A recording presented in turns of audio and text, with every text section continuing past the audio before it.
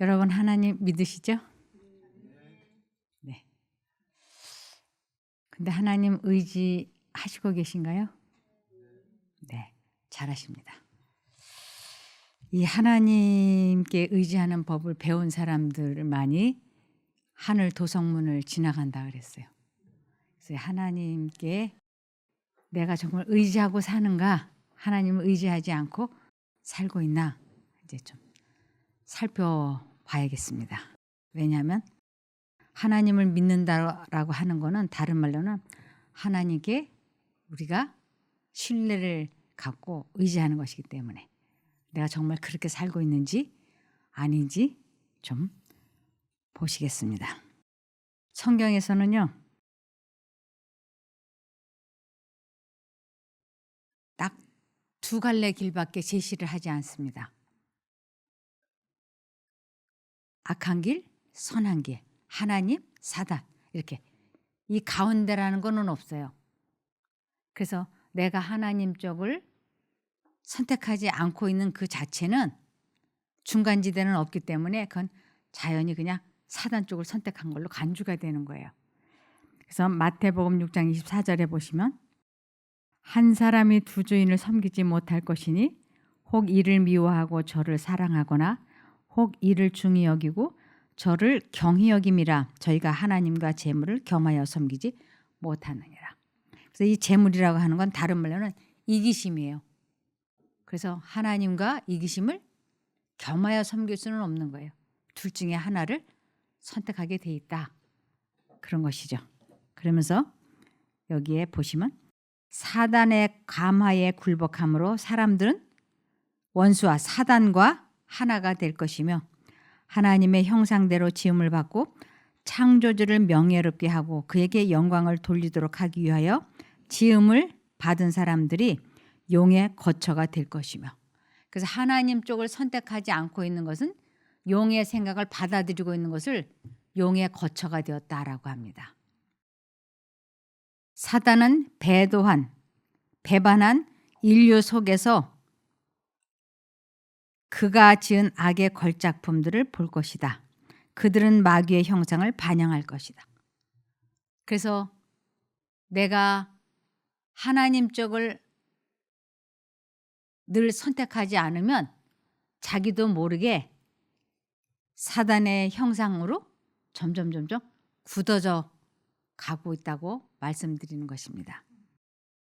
그러면서 요한복음 8장 44절에는 너희는 너희 아비인 악마에게서 났으며 또 그 아비의 욕망대로 하려고 한다.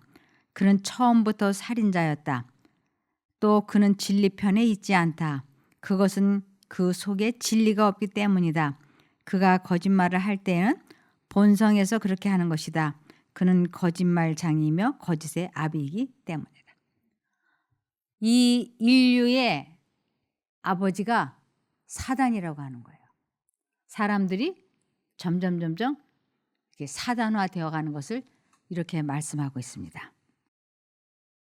그러면서 마태복음 23장 9절에 땅에 있는 자를 아버지라 하지 말라. 이 땅을 지금 다스리고 있는 자, 이것은 성령께서 허락하시는 한도 내에서 사단이 다스리고 있어요.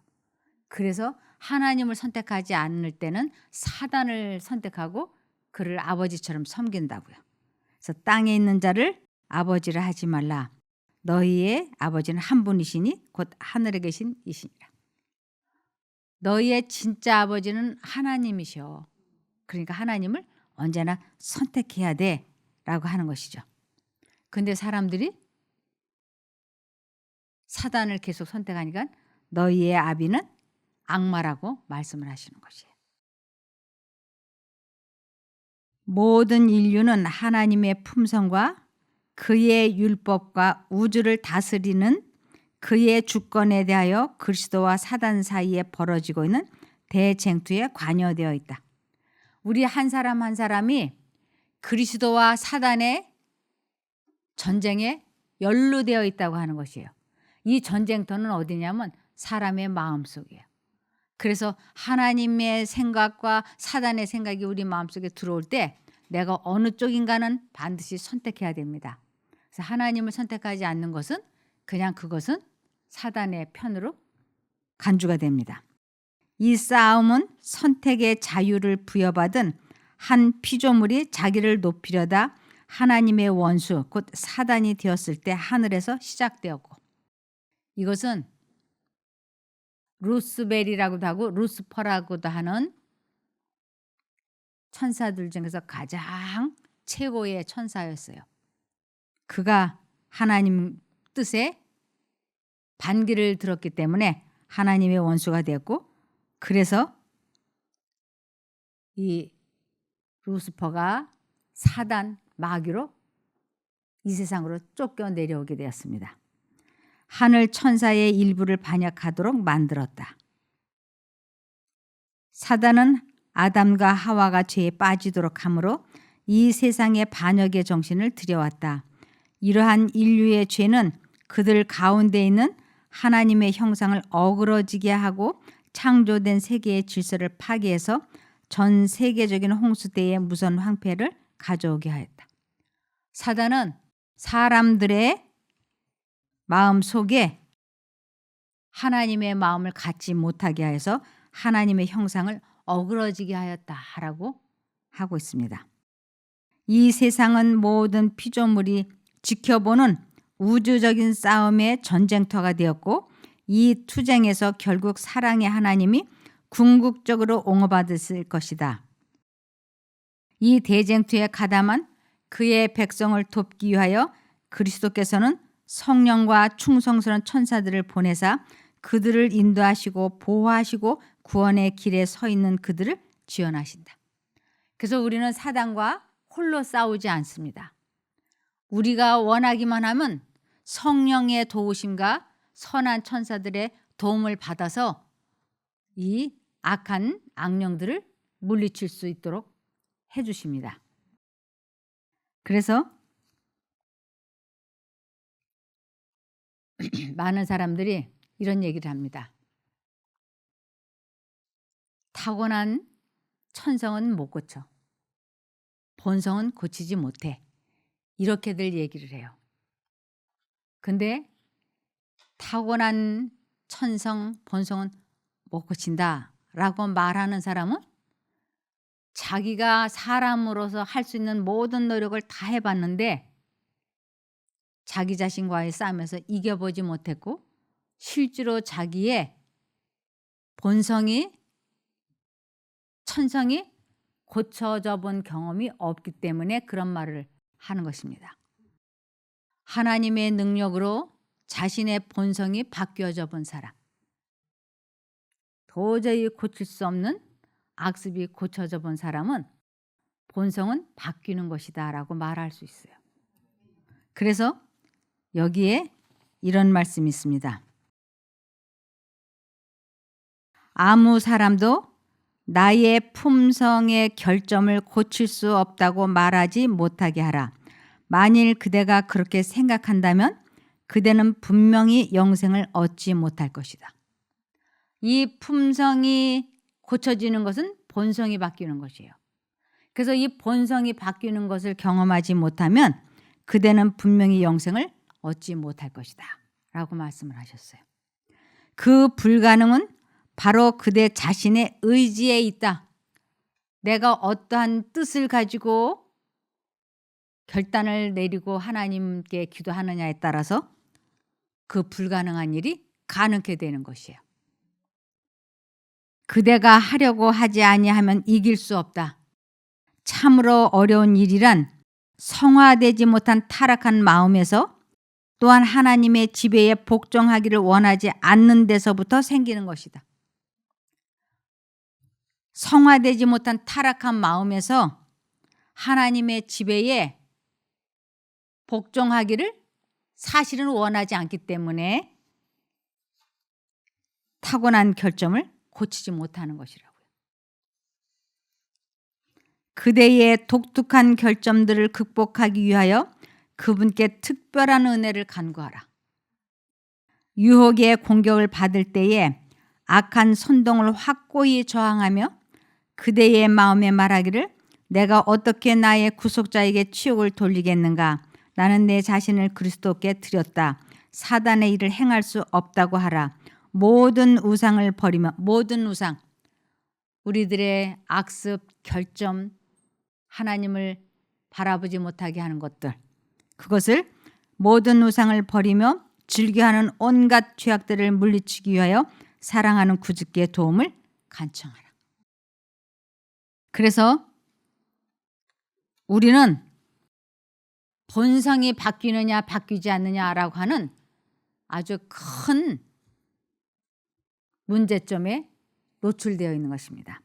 여기 보시면 사단은 사람의 품성의 결함을 발판으로 온 마음을 사로잡고자 활동한다.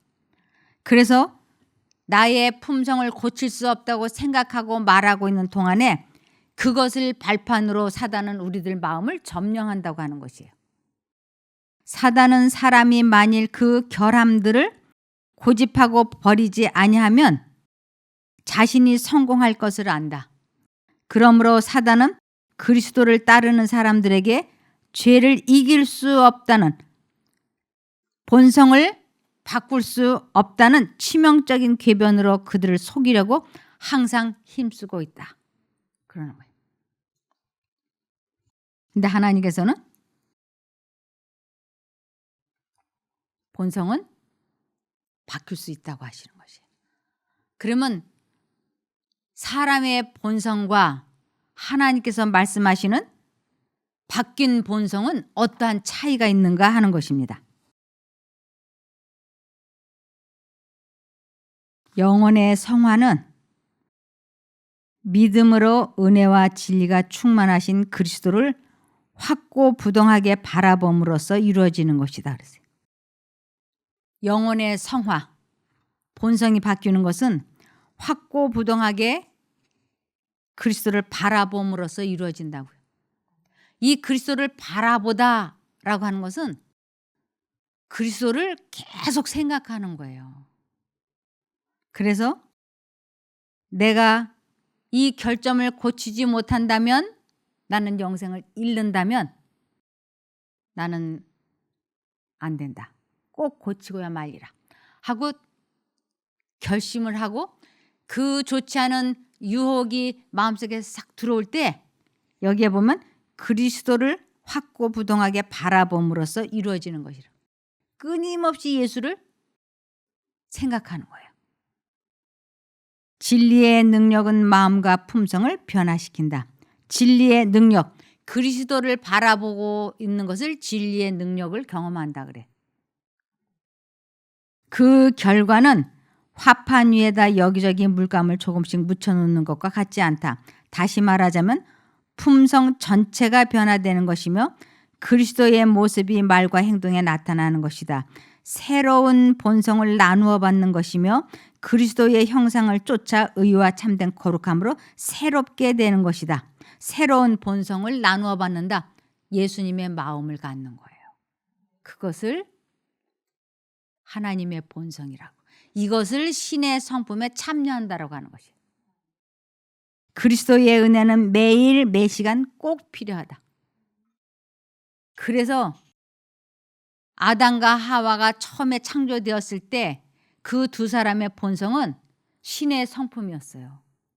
근데 그 두 사람이 에덴 동산에서 선악과를 따 먹음으로 말미암아 사단이 주는 생각을 받아들임으로 그것이 인간의 본성으로 타락됐던 것입니다. 그런데 이제는 하나님께서는, 예수님께서는 이 세상에 오셔서 여러분 나처럼 하세요. 그러면 다시 잃어버린 마음, 하나님의 마음을 다시 찾을 수 있어요.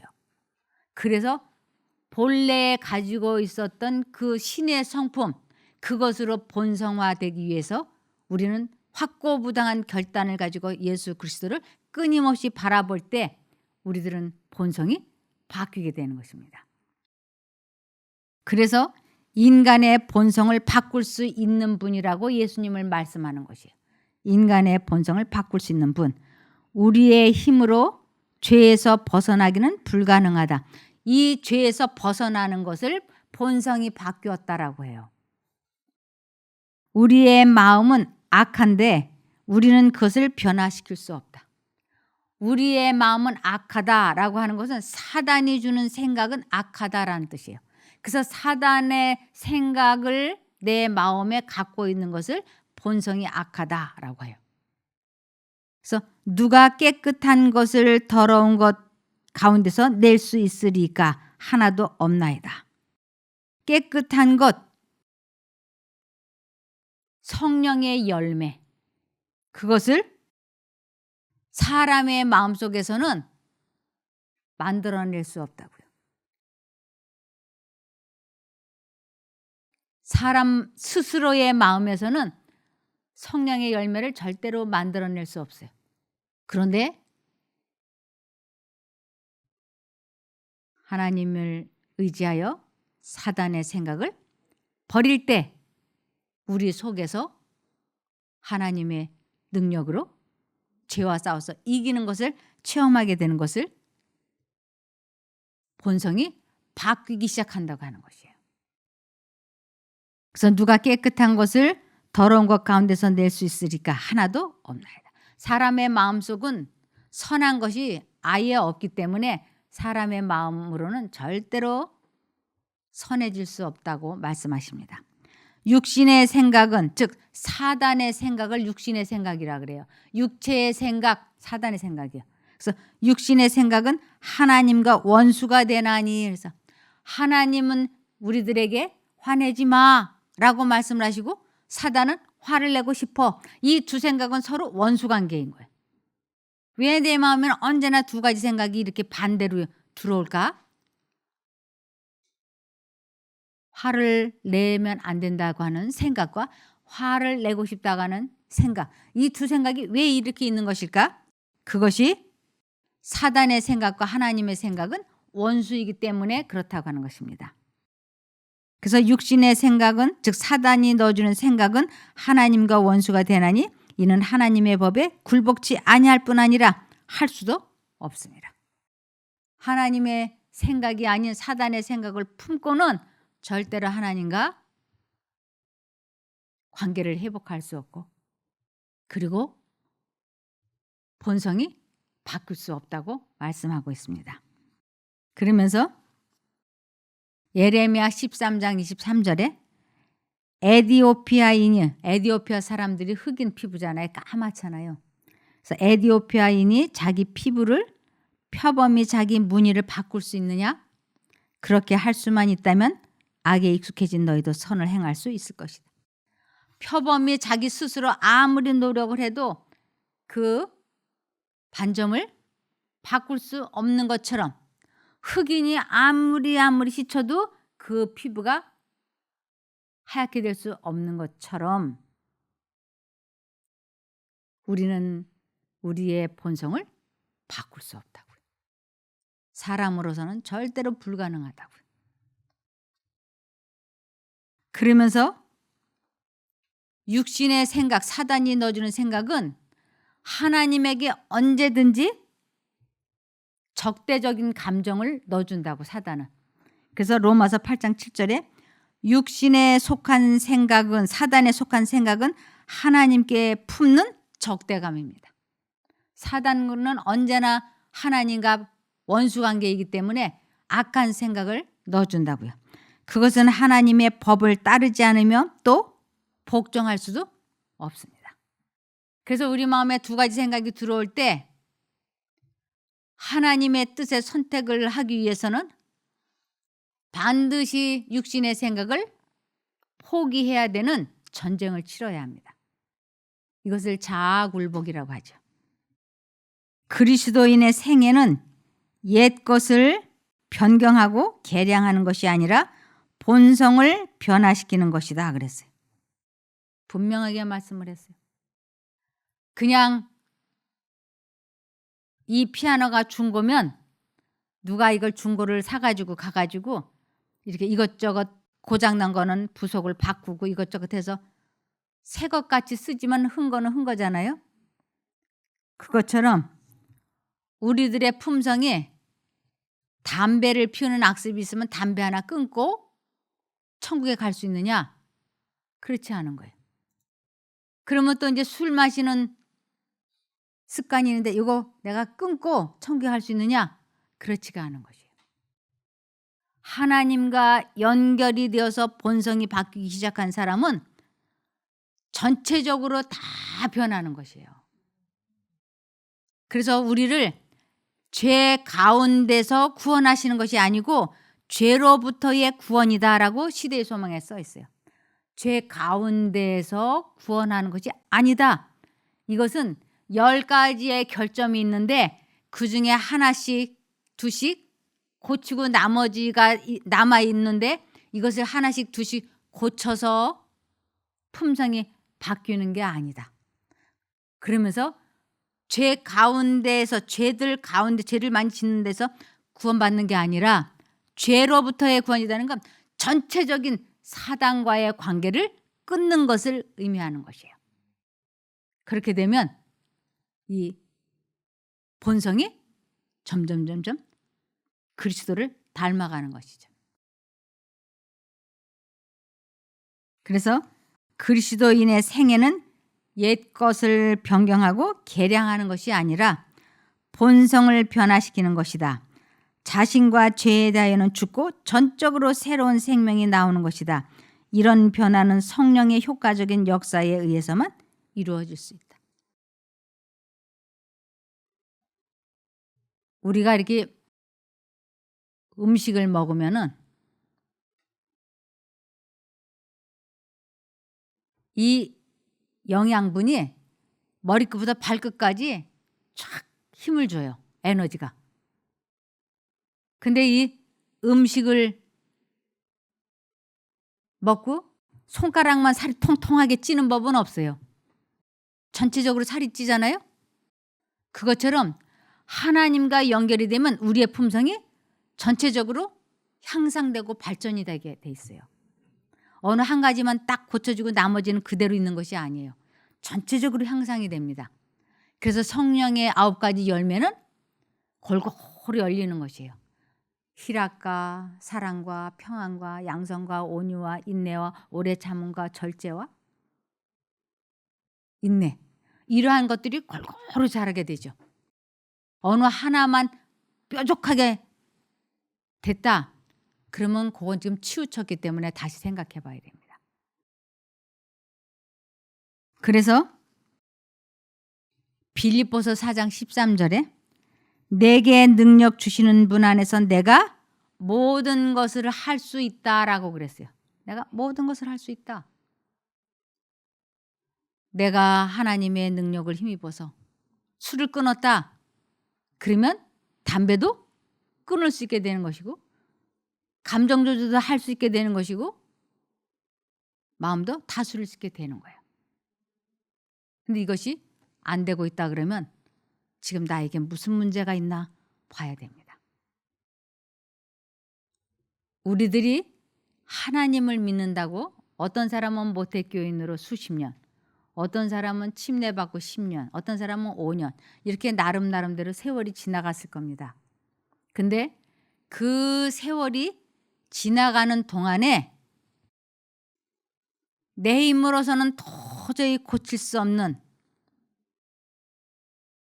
약점, 결점 아니면 타고난 약한 결점 이러한 것들을 내가 하나님을 확고부동하게 바라봄으로 말미암아 고쳐진 것이 있다라고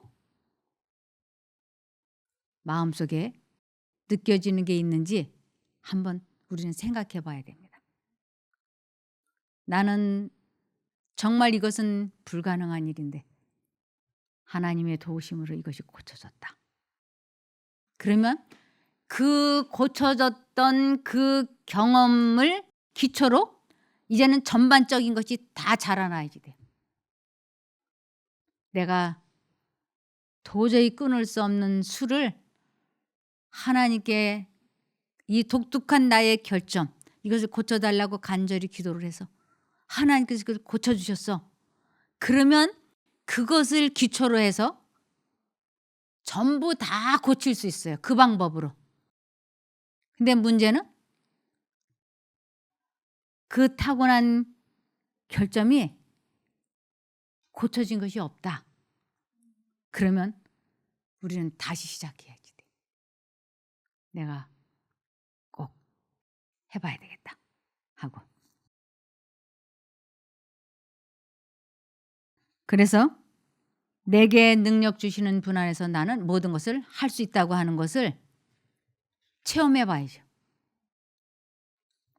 사람이 그리스도께 굴복할 때에 새로운 능력이 새 마음을 점령한다.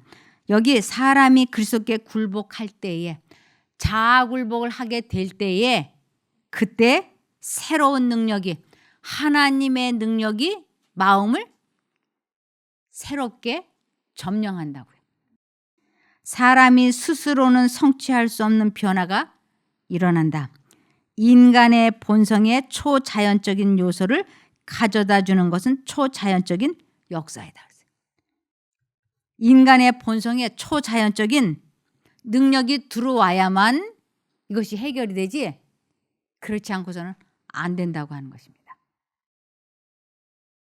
그리스도를 믿는 자는 배역한 세상에서 예수께서 굳게 붙드시는 당신의 성체가 되며 그는 당신의 권위 외에 어떤 권위도 그 성체에 용납하지 않으신다. 이것은 그리스도를 마음에 모셔 드리는 것을 그리스도를 믿는다라고 그래요. 그래서 그리스도를 내 마음에 모시고 있을 때 어떠한 어려움도 그 죄에 굴복하지 않도록 하나님께서 그 사람을 특별히 보호하신다고 하는 것입니다. 이와 같이 하늘의 능력으로 채워진 영혼은 사단의 공격에 난공불락이 된다. 하늘의 능력으로 채워진 영혼이 누구였는가? 예수 그리스도였어요. 예수 그리스도는 하늘의 능력으로 채워졌기 때문에 사단의 공격에 난공불락이 됐던 것입니다. 사단은 예수님을 이길 수 없었어요. 왜냐하면 예수님은 언제나 기록되었으되 라는 말씀으로 사단을 대하셨기 때문에. 그래서 우리 마음에 두 가지의 생각이 들어올 때, 남의 험담의 말이 하고 싶어질 때 분명히 하나님의 음성은 들려와요. 말하면 안 돼. 말하고 나면 마음이 기쁘지 않잖아. 아니, 요번 한 번만 말하고 내일부터 말하지 마. 이 두 생각이 마음속에 치열하게 들어오는 것이에요. 그럴 때 이제 결정을 해야지 돼. 어떻게 할까? 말할까? 말까? 말할까? 말까? 그럴 때 하나님의 음성이 또 들려오는 것이에요. 남에게 비판을 받지 아니하려거든 남을 비판하지 마라. 이 생각이 또 싹 스치고 지나가는 것이에요. 그럴 때 기록되었으되 내가 남을 비판하는 말을 하지 아니하리라. 그래서 그 비판의 험담의 말이 하고 싶어질 그때 하나님 하고 그 험담의 말이 하고 싶어지는 그 순간 그 감정 속에 휘말려 들어가지 않기 위하여 예수를 부르기 시작하는 것이에요. 그러면서 굳게 결심을 하면서 하나님을 부르면 기록되었으되 내게 능력 주시는 자 안에서 내가 모든 것을 할 수 있느니라 라고 하는 그 말씀을 딱 붙잡고 예수님을 하면 그 감정에서, 분노에서, 죄의 유혹에서 촥 해방이 되는 것이에요. 그래서 예수 그리스도를 어떻게 내 마음에 모시는가, 하나님을 모시는 게 얼마나 중요한가, 그걸 어떻게 모시는가, 두 가지 생각이 들어올 때 험담의 말을 하면 안 돼. 요번 한 번만 하고 싶어. 두 생각이 들어올 때 하나님, 제가 험담의 말을 하지 않겠습니다. 기록되었으되 하나님의 말씀을 제가 받아들이겠습니다. 그래서 하나님의 음성, 하나님의 말씀을 내 마음에 받아들이고 험담의 말을 하지 않겠다고 뜻을 딱 정할 때 그 말하면 안 되라고 하는 그 생각을 받아들이는 것을 예수 그리스도가 내 마음에 들어오셨다라고 하는 거예요. 그것이 곧 하나님을 내 마음에 모신 것이고 성령이 내 안에 거하신 것이고 그분의 그 말씀 자체는 창조력이 있는 것이에요. 말씀 자체가 창조력이 있어요. 그런 말 하면 안 돼. 하는 생각을 내 마음에 딱 받아들이면 그 말을 하지 않을 수 있게 내 마음을 지배해 주시는 것이에요. 이것을 새 마음을 점령한다라고 해 주시는 거지요. 그래서 결국은 그러나 만일 우리가 그리스도의 지배하심에 자신을 맡기지 아니한다면 자아굴복을 하지 아니한다면 악한 자에게 지배당할 것이다. 우리는 둘 중에 하나예요. 우리는 불갑을 세상의 패권을 잡으려고 싸우는 두 큰 세력 중에 전자가 아니면 후자의 지배 아래 있게 될 것이다. 사단 아니면 하나님이에요. 흑암의 왕국의 통치를 받기 위하여 일부러 그것을 섬기기로 선택할 필요는 없다. 내가 사단을 선택하기 위하여 일부러 노력할 필요가 하나도 없다고요. 빛의 왕국과 관계를 맺는 것을 등한히 하기만 하면 된다. 하나님을 바라보는 일, 하나님을 선택하는 것을 등한히 하면 안 하면 되는 거예요. 그러면 그냥 사단과 자동으로 연결됩니다. 우리가 하늘의 능력에 협력하지 아니한다면 사단은 마음을 점령하여 그것을 자신의 거처로 삼을 것이다. 내가 하나님을 선택하지 아니하면 그냥 저절로 사단이 자기의 거처라고 주장한다는 거예요. 그래서 내 마음에 평안이 없고 사랑이 없고 기쁨이 없는 것은 내가 하나님을 선택하지 않고 있기 때문에 그냥 사단이 들어와서 거하기 때문에 그 생각이 자리 잡고 있기 때문이라고 말씀을 하십니다.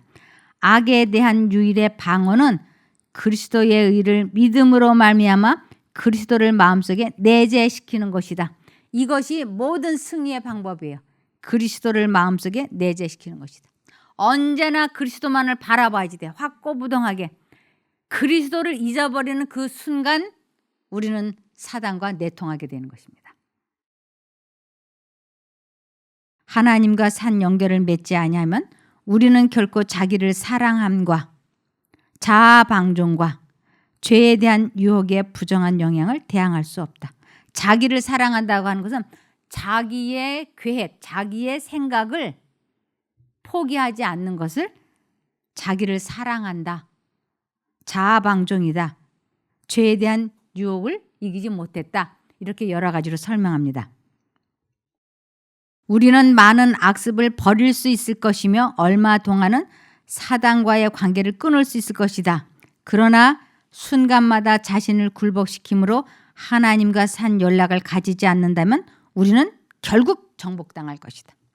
아까 말씀드린 것처럼 우리에게 10개의 약점이 있는데 그중에 담배하고 술을 끊었어요. 이것은 기적적인 일이에요. 그런데 매 순간 하나님께 굴복하지 않으면 이 두 가지는 끊었지만 나머지 8가지로 인하여 결국은 우리는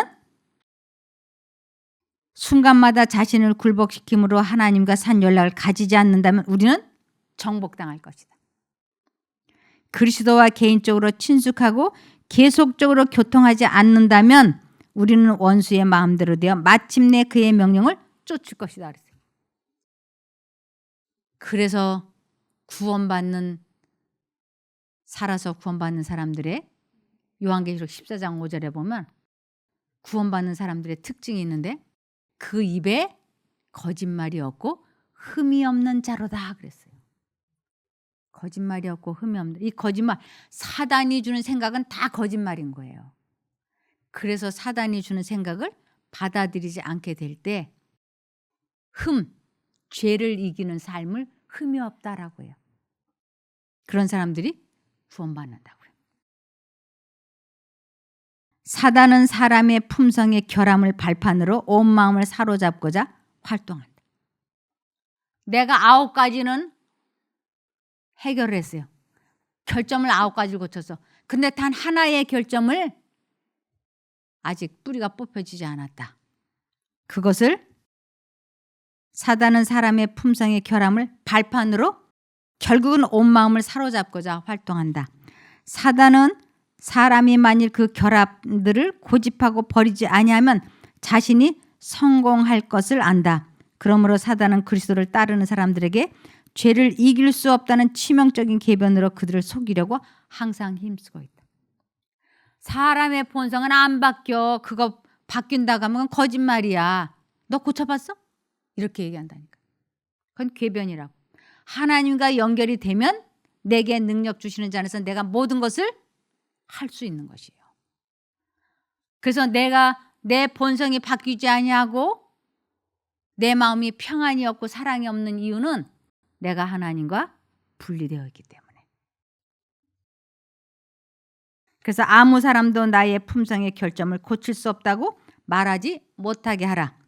만일 그대가 그렇게 생각한다면 그대는 분명히 영생을 얻지 못할 것이다. 그래서 성령께서 우리들 마음속에 말씀을 하실 때 머뭇거리지 말고 지체하지 말고 빨리빨리 하나님 쪽을 선택해야지 돼요. 그 훈련을 우리는 계속 해야지 돼요. 요 정도쯤이야 뭐 말해도 괜찮겠지. 요 정도쯤이야 화를 내도 괜찮겠지. 요 정도쯤이야 거짓말해도 괜찮겠지. 그 요 정도쯤이야가 우리들의 영혼을 좀먹고 만다가는 것입니다. 그래서 하나님께서는 아무리 연약한 영혼이라도 당신께 도움을 청하러 돌아오면 영원한 팔로 감싸주신다.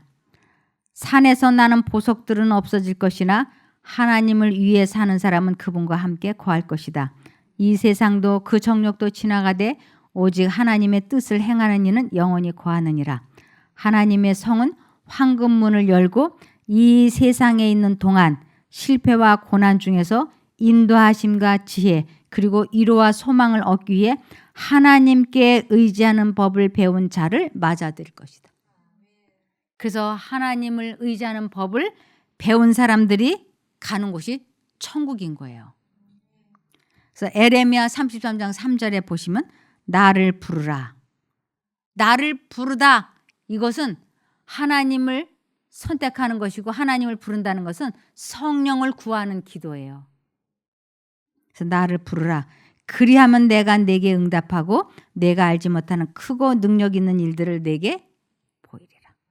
그래서 하나님과 연결되지 않으면 어떠한 약속을 한다 할지라도 어떤 결심을 한다 하더라도 그건 고쳐지지 않아요. 그래서 나 자신이 하나님과 분리가 되어 있으면 나도 나를 믿을 수가 없는 거예요. 또 상대방도 하나님과 연결되어 있지 않으면 그 사람을 믿을 수가 없는 것이에요. 오직 하나는 너와 내가 하나님과 연결이 되느냐 되지 않느냐 그리고 이것을 때로는 몇 개월 때로는 몇 년을 하나님과 연결되지 않고도 자기는 자기가 끊었다 그러는데 술과 담배를 끊는 사람들이 있어요. 그것도 사실은 하나님께서 능력을 주신 건데 본인이 그것을 모르는 거예요.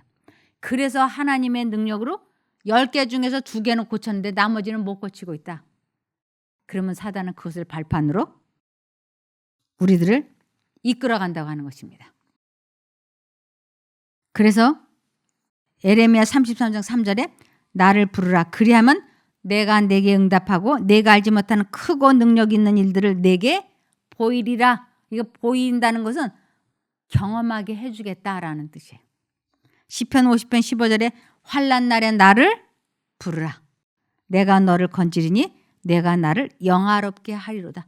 하나님을 어떻게 영화롭게 해드릴 수 있는가? 하나님의 뜻에 순종을 하고 하나님의 품성을 삶에 나타내 보이는 것을 하나님께 영광을 돌리고 하나님을 영화롭게 해드린다고 합니다. 그래서 우리 모두에게는 다 기가 막힐 웅덩이와 수렁이 있습니다. 이것을 시편 40편 1절에서 3절에 보면 내가 여호와를 기다리고 기다렸더니 귀를 기울이사 나의 부르짖음을 들으셨다. 하나님 저 좀 도와주세요. 저 담배 안 피우게 해주세요. 술 안 마시게 해주세요. 그렇게 기도를 하는데 그 술 마시고 싶은 담배 피우고 싶은 그 욕망이 칼로 무자르는 것처럼 탁 하고 금방 되면 얼마나 좋겠어요. 근데 그렇지가 않다는 거예요. 여기 지금 그러잖아요.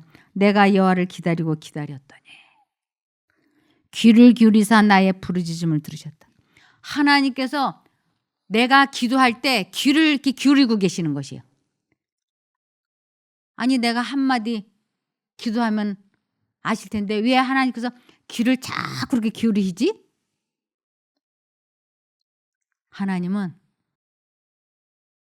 내가 기도할 때 내 마음에 내가 하나님의 뜻에 순종을 하겠다고 결단이 서는 것을 기점으로 응답하시는 거예요. 그래서 그 마음에 결단이 서서 하는 기도를 부르짖는 기도라 그래요. 자아를 굴복하는 것을 의미해요. 그래서 귀를 이렇게 기울이시면서 이 김정숙이가 언제 그 부르짖는 자아가 완전히 굴복되는 그 지점까지 왔는지 안 왔는지를 아시려고 귀를 기울이시는 거예요. 그런데 그 지점에 제가 도달을 했을 때 하나님께서는 즉시 응답하세요. 이것이 지금 그 대목이에요. 내가 여호와를 기다리고 기다렸더니 내가 하나님 나 좀 도와주세요. 나 술 안 마시게 도와주세요. 술 안 마시게 도와주세요. 너무 술 마시고 싶은데 이것을 극복할 수 있게 도와주세요. 하는데도 사단은 계속 술이 마시고 싶어지는 생각을 넣어주고 있는 거예요. 내가 확고부동하게 술을 안 마시겠다고 뜻을 정하는 그 지점까지 하나님이 그걸 보시는 거예요. 사단도 그걸 보고 있는 거예요. 네가 이래도 내 말 안 들어? 술 마시고 싶어. 너 술 마시고 싶지? 하는 생각을 사단이 계속 넣어주는 거예요. 하나님께서도 술 마시면 안 돼. 술 마시면 안 돼. 두 생각이 들어와. 근데 내가 술을 안 마시겠다라고 결심이 딱 서서 부르짖으면 즉 자아를 굴복하고 기도를 하면 하나님께서 그 순간 확실하게 응답을 하세요. 그것을 내가 여호와를 기다리고 기다렸더니 귀를 기울이사 나의 부르짖음을 들으셨도다. 나를 기가 막힐 웅덩이와 수렁에서 끌어올리시고 내 발을 반석 위에 두사 내 걸음을 경고케 하셨도다. 내 인생이 확 달라지는 거예요. 그런 걸 끊었으니까. 그럴 때 우리 입에서는 새 노래가 나오는데 이 새 노래는 하나님이 내 영혼을 위하여 행하신 이 일을 다른 사람들에게 말하는 것을 새 노래를 부른다라고 해요. 그래서 새 노래 곧 우리 하나님께 올릴 찬송을 내 입에 두셨으니 많은 사람이 듣고 두려워하여 여호와를 의지하리로다. 내가 하나님 왜 믿는 줄 알아? 하나님께서 과거에 내가 지은 모든 죄를 용서해 주셨어. 그리고 내가 죄를 짓지 않겠다고 결심을 하고 기도를 하면 하나님의 능력이 나를 그 죄에서 해방시켜 주심으로 내 죄가 그쳐지고 있어. 그래서 하나님 믿어. 이러면서 자신의 경험담을 이야기할 때 많은 사람들이 그것을 듣고 하나님을 믿기 시작한다고요. 근데 이러한 경험이 없으면 전도를 하긴 해야 되겠는데 어떻게 해야 되는가? 무슨 요법, 무슨 방법을 자꾸 개발해서 알려주는 거예요. 그래서 여기에 열왕기상 18장 21절에 엘리야가 모든 백성에게 가까이 나아가 이르되 너희가 어느 때까지 둘 사이에서 머뭇머뭇하려냐. 둘 사이라 그랬잖아요. 하나님의 생각과 사단 사이에서 머뭇머뭇하려느냐. 여호와가 만일 하나님이면 그를 따르고 바알이 만일 하나님이면 그를 따를지니라 하니 백성이 말 한마디도 대답하지 아니하니라. 우리 모든 사람들에게는 신명기 30장 15절에서 19절에 보면 보라 내가 오늘날 생명과 복과 사망과 화를 네 앞에 두었나니 그랬어요. 우리 마음에 분명히 두 가지 생각이 들어요. 하나는 생명이고 하나는 사망이고 하나는 선이고 하나는 악이고 두 가지 생각이 내 앞에 주어져 있으니 너와 내 가족이 살기 위하여 생명을 택하라 라고 말씀을 하십니다. 그러면서 갈라디아서 6장 7절에 보면 자신을 속이지 마십시오. 자신을 속인다. 하나님을 믿지 아니하고 자기를 자기 마음을 믿는 것을 자신을 속인다라고 해요. 그래서 자기 마음을 믿는 자는 미련한 자요. 지혜롭게 행하는 자는 구원을 얻을 자니라. 그래서 자기 마음을 믿는 것을 자신을 속인다고 그래요. 하나님은 조롱을 당하지 않으십니다. 사람은 무엇을 심든지 심은 대로 거두는 법입니다. 내가 어느 쪽을 선택을 했느냐? 선택한 대로 인생은 결정이 될 것입니다. 그래서 우리에게는 누구나 다 기가 막힐 웅덩이와 수렁이 있습니다. 그것을 해결할 수 있는 방법은 오직 자아를 굴복하기로 뜻을 정하고 예수님을 의지하는 것입니다. 부르는 것입니다. 하나님을 부르는 것은 곧 하나님을 믿는 것이며 성령을 구하는 믿음입니다. 그렇게 되기를 바라며 말씀을 마치겠습니다. 기도할까요? 하늘에 계신 저희들의 아버지 하나님, 저희가 진심으로 하나님을 의지하는 방법을 알고 싶습니다. 깨닫기를 원합니다. 이렇게 배운 것을 이제 삶에 적용하고 체험해 보기를 원합니다. 만일 저희가 긴 시간 저희들의 약점과 결점이 뿌리채 뽑혀지지 않았다면 저희들을 회개시켜 주시옵소서. 꼭 기가 막힐 웅덩이와 수렁에서 건져지는 것을 체험해서 하나님을 올바르게 전하는 저희들이 되게 하여 주시고 온전한 믿음을 가짐으로 나와 내 가족이 구원을 얻게 하여 주시옵소서. 저희들의 기도에 응답해 주실 줄 믿고 예수님 이름으로 기도합니다. 아멘.